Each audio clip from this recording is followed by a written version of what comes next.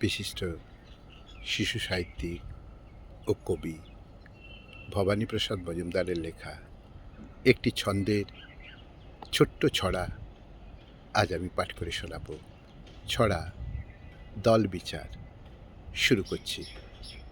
কিলচর ঘুষি চরমপন্থী, লেপ কম্বল গরমপন্থী, মায়ের আদর নরমপন্থী, রেগে গেলে দাদু খড়মপন্থী, দারোগা পুলিশ ডান্ডাপন্থী, মন্দির মঠ পান্ডাপন্থী, মিটিং মিছিল ঝান্ডাপন্থী, মুরগি ও হাঁস আন্ডাপন্থী, বৃষ্টি বাদল বরুণপন্থী, গ্রহগুলো সব অরুণপন্থী, ট্রামে বাসে ভিড় করুণপন্থী, নগু বড় হলে নরুণপন্থী, আমজাম লিচু বিশ্বপন্থী, যাত্রা নাটক দৃশ্যপন্থী, সাধু সন্ন্যাসী শিষ্যপন্থী, মাসের শেষেতে নিঃস্বপন্থী, সেন্টো আতর গন্ধপন্থী, নাচ গান ছড়া ছন্দপন্থী, দ্বন্দ্ব বিবাদ মধ্যপন্থী, হরতালে সব বন্ধপন্থী, জুতো চপ্পল